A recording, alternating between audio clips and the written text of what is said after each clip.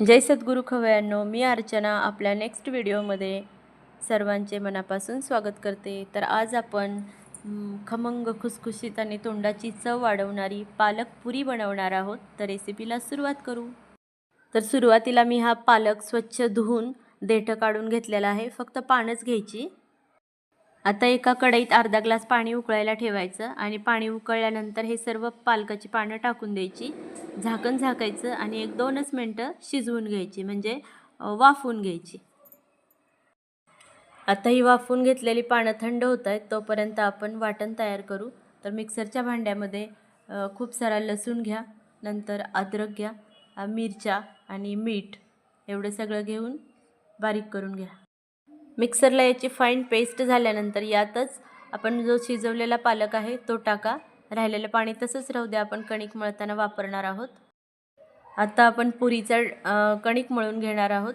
तर हे बघा, मी आपली साधी गव्हाची कणिक घेतलेली आहे, म्हणजे पीठ घेतलेलं आहे। यातच आपण जर 2 मोठ्या वाट्या तुम्ही जर गव्हाचं पीठ घेत असाल तर पाव वाटी हरभऱ्याची चणा डाळीचं पीठ घ्यायचं, म्हणजे आपल्या पुऱ्या खूप खुसखुशीत होतात। आता या कोरड्या पिठामध्ये आपल्याला मिक्सरमध्ये जे वाटण केलं होतं ते सर्व टाकणार आहोत। आता याच पिठात थोडासा अर्धा चमचा ओवा हातावर चोळून टाकला तरी चालेल। पालक शिजवताना जे पाणी शिल्लक राहिलं होतं ते पण आता आपण कमी पडलं तर यात टाकणार आहोत आणि व्यवस्थित कन्सिस्टन्सीमध्ये थोडंसं घट्टच पुरीसाठी कणिक मळणार आहोत। तर कणिक मळून तयार आहे। हे बघा, असं थोडं घट्टच मळायचं, कारण पुरीसाठी लागणार आहे आपल्याला।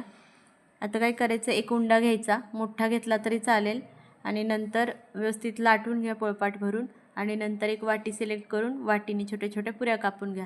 नाहीतर छोटासा उंडा घ्या, तेवढाच पुरी पुरता, आणि तेवढीच छोटीशी पुरी लाटा। मी वाटीच्या आकाराने सर्व पुऱ्या लाटून घेतलेल्या आहेत आणि कापूनही घेतलेल्या आहेत।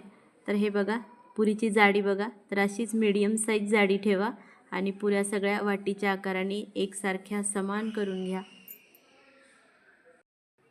साईडला गॅसवर एका कढईमध्ये तेल तापायला ठेवा, तर म्हणजे आपल्या पुऱ्या झालेल्या आहेत। तेल तापलं की लगेच एक एक पुरी आपण तेलात सोडू। हे बघा, तेल तापलंय का चेक करा आणि एक एक पुरी तेलात सोडायला सुरुवात करा। सुरुवातीला तेल चांगलं गरम पाहिजे। हे बघा, असं तुम्ही झाऱ्याने त्याच्यावर तेल सोडू शकता किंवा थोडीशी अशी दाबली, प्रेस केली तरी चालतंय। बघा कशी छान टम फुगली आहे। तर पुरी दोन्ही बाजूने व्यवस्थित शेकून घ्या। ईच अँड एव्हरी सगळ्या पुऱ्या व्यवस्थित टम फुगतात। तर ह्या पुऱ्या केचप किंवा दह्यासोबत सर्व करा, खूप सुंदर लागतात। नक्की करून बघा। आणि व्हिडिओ आवडला असेल तर लाईक, शेअर, सबस्क्राईब आणि कमेंट करा। तोपर्यंत बाय, जय